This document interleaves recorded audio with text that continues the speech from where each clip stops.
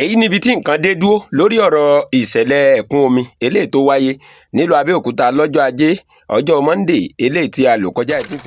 oṣù kẹrin ọdún 2026. ìṣẹ̀lẹ̀ yìí ó bà nǹkan jẹ́ lọ́pọ̀lọpọ̀ débi pé arákùnrin kan òun náà la ṣàdédé rí ní inú omi lágbègbè Ìsábọ̀ tó sì jẹ́ pé àwọn èèyàn gbìyànjú láti yọ kó tó di pé wọ́n pèlè sí ọlọ́pàá kan tó wá gbìyànjú láti yọ kúrò níbẹ̀. Wọ́n wá fi síbẹ̀ láti ìgbàanì pẹ̀lú ìrètí pé ó ṣeéṣe yóò jí. Àwọn èèyàn bẹ̀rẹ̀ sí ní máa ṣe fọ́nrán lọ́tún lósì lórí rẹ̀. Èyí ló fa ìṣẹ̀lẹ̀ tó padà ṣẹlẹ̀ ní òní tí ń ṣe ọjọ́ Thursday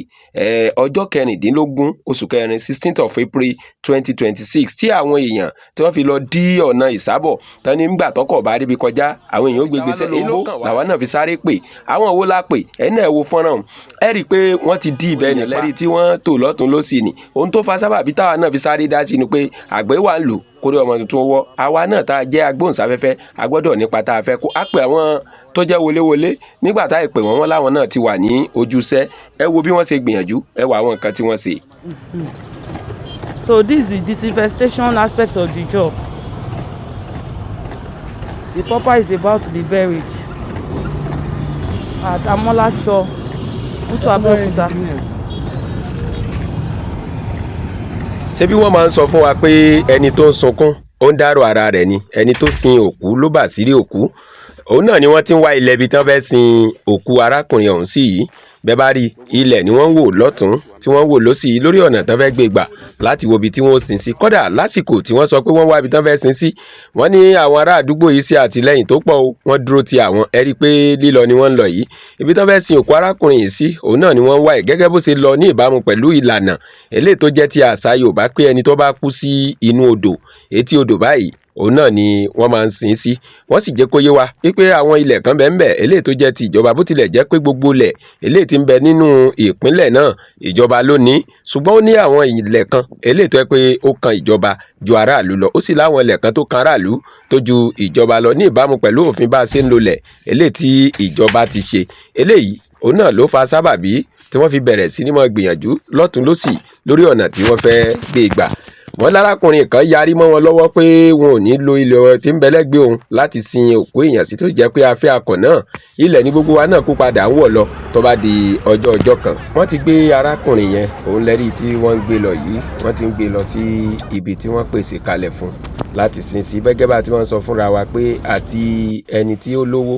àtẹni tí ò ní ilẹ̀ òun náà gbogbo wọ́n padà wọ̀sùn òun náà ti gbẹ́ sàárè rẹ̀ yìí o sàárè rẹ̀ wọ́n gbẹ́lẹ̀ yìí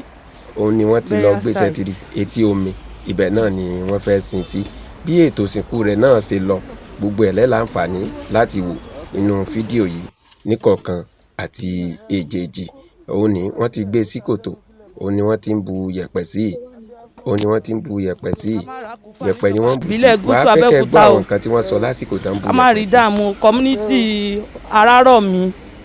Amọ́láṣọ Kútọ̀ kọ́ má rogun àkúfà ń bẹ o odò àti ṣé báwọn àgbàlagbà jọ sí ṣe ń ṣe o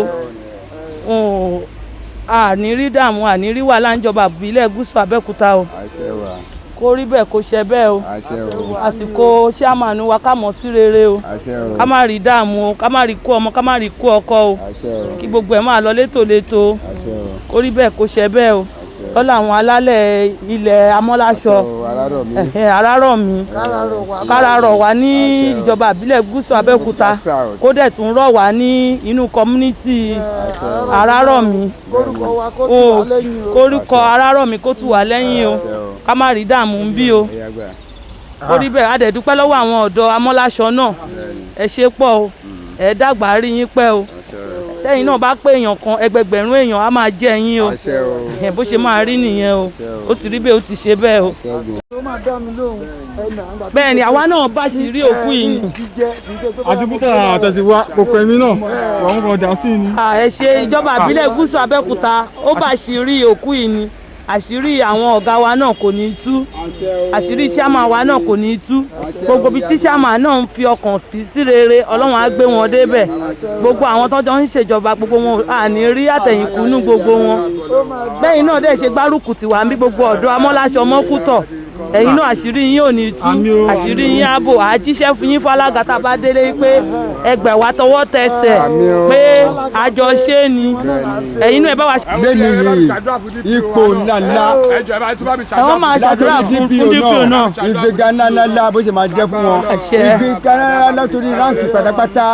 ní ibi iṣẹ́ tó ń ṣe bó ṣe máa jẹ́ fún wọn ni ìjọba dúró sí wa nítorí pé tó bá jẹ́ àdúgbò mi ni ojú máa tiwa ojú rẹ̀ tiwa àdúgbò fọlọ́hún bẹ́ẹ̀ ni ìgbéga ńláńlá àtẹ̀yìn náà ní iṣẹ́ tẹ̀ ṣe gbogbo ẹ̀tẹ̀ dúró sí wa lé ní báyìí ìgbéga ńláńlá lè máa rí lágbọ́ Ọlọ́run bó ṣe máa jẹ́ nìyẹn. ẹ ṣeun púpọ̀ ẹ ṣe bẹ́ẹ̀ àṣẹ dẹ̀ ti gùn.